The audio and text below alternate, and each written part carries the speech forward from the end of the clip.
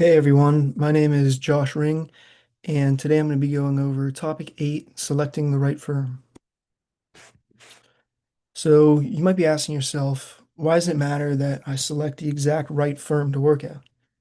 Well, there's a couple of obvious things that this decision is going to affect, such as daily tasks, the type of work, and the work experience that you get, and it's going to play a pretty big role in the trajectory of your career. So as you can see, it's a pretty big decision. Whenever we look at making this decision, there's two dimensions I'm going to dive into throughout this presentation. One is the size of the firm, and the other is the practice. So the goal is that by the end of this presentation, you guys are going to have a better understanding of how you can select a firm that's going to help you um, get a head start in your professional and personal life. So the first dimension we're going to look at is the size of the firm. There's three main sizes I'm going to go over, the first of which is the Big Four. These are the biggest sized firms. I'm sure you've heard of them. They include PwC, KPMG, Ernst& and Young, Deloitte. Um, some of the pros involved with working at a Big Four firm are you're going to be dealing with some very prestigious clients. So these include some of the most successful corporations in the entire world. Multi-billion dollar multinational corporations. And in working with them, you're going to be gaining a lot of valuable work experience, and you're going to have the opportunity to make plenty of very valuable connections. So, all that put together is going to provide you with a very flexible career path. One thing with working at a Big Four is that really stands out on your resume. It kind of shows future employers that you've dealt with some of the most successful clientele in the world, and you've had hands-on work on the inner workings of those types of businesses. So that's going to put you ahead of, other contestants for some new position or a promotion or something like that. Um, the other big pro with a Big Four firm is you're obviously going to be getting a very high pay. Now, when you look at some of the cons, one is that there's lots of travel involved. That depends on the practice you're in. Um, but for some people, that could even be seen as a pro. But the one big con when dealing with a Big Four is the high volume of work. So you're obviously going to be doing a whole lot of work working at a Big Four, especially during busy seasons.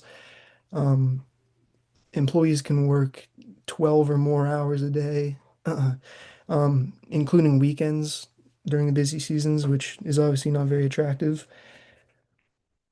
So moving on to mid-sized firms, um, some of the pros with these size firms are you're going to have a very diverse clientele.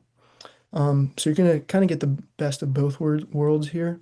You're going to be working with some of those very high profile clients like you will with Big Four firms, but you might also be working with some smaller corporations.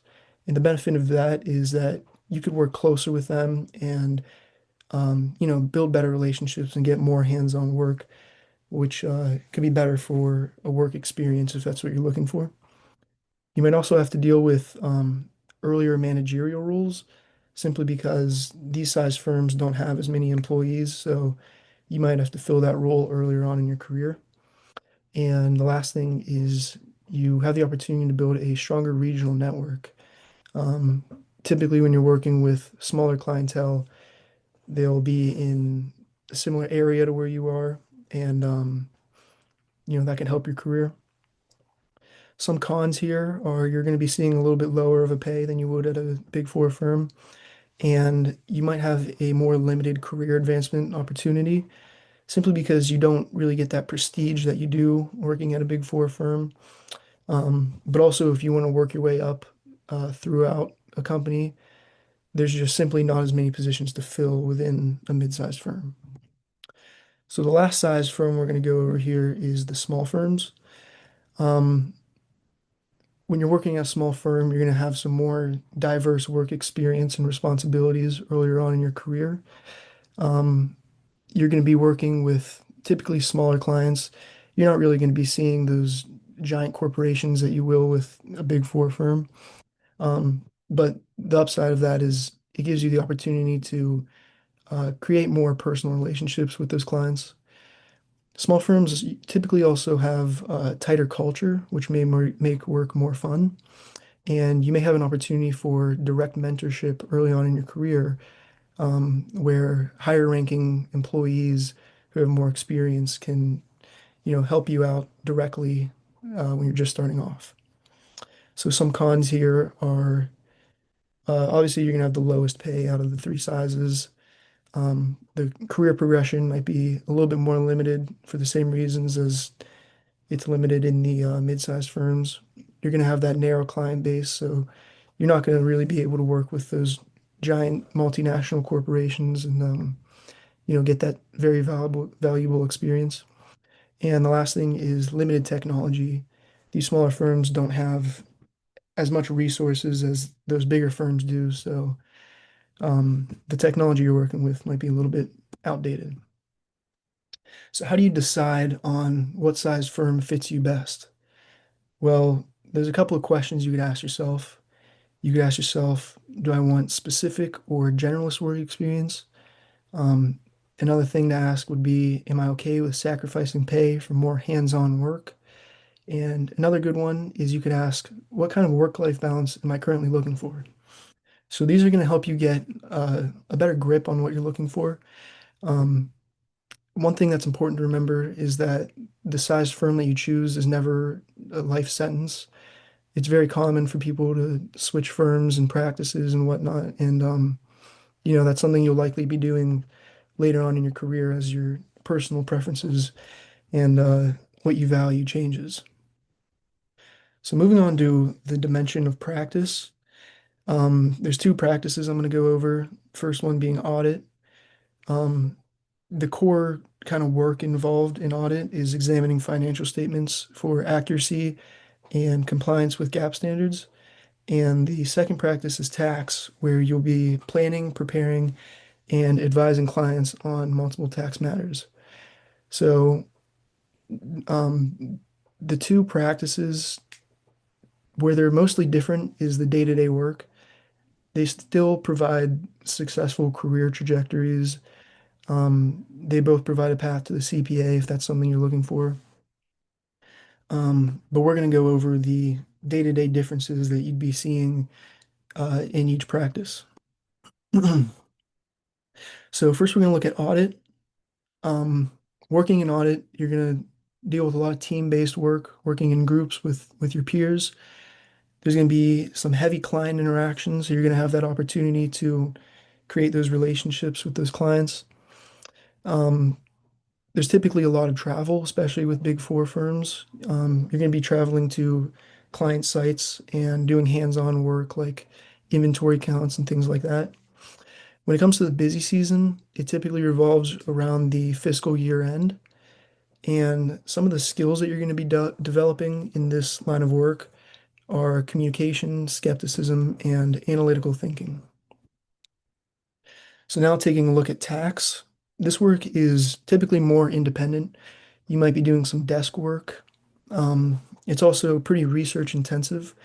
That's just the nature of tax because, as a professional, you're going to have to keep up with these constantly changing tax laws. Um, and it's not easy, it's a lot of work. There's going to be an opportunity for tax specialization, which can be a very valuable skill. When it comes to the busy seasons, there's usually multiple busy seasons. Um, when you look at individual filing and corporate filing and you look at extensions and everything. And then some of the skills that you're going to be developing here are technical depth, organization, and communication. So what does the career trajectory look like under each practice? So under audit, you're going to be getting a broader understanding of business. You're going to kind of have your hands on in different sections of business and see how it kind of operates as a whole. So you're going to get that broader understanding, and that's typically going to lead to more exit opportunities. Some of those common roles that you might see down the line in your career are things like accounting manager, controller, and sometimes you could even reach these higher ranking positions like CFO or CEO. So under tax, like I said, tax typically allows for tax specialization in pretty specific areas. So because of that, your career trajectory might look a little bit more narrow. Some of the common roles you might see down the line are consulting, tax director, and tax analyst. Um, so neither one is typically or necessarily worse than the other. They just kind of go off in different paths. So how do we pull it all together?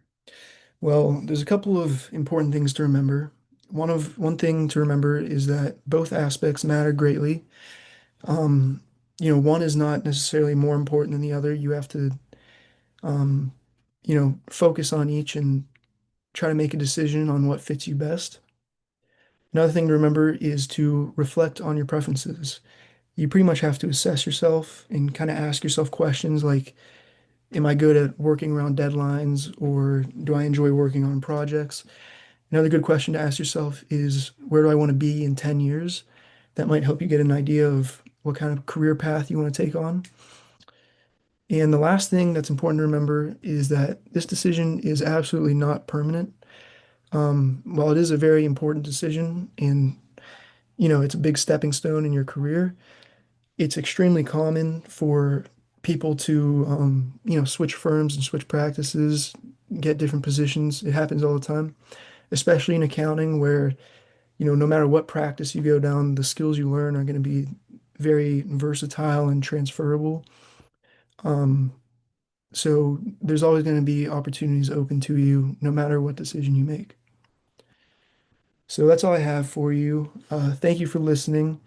Hope you got a better understanding on how to decide what firm works for you. And thank you. Have a good day.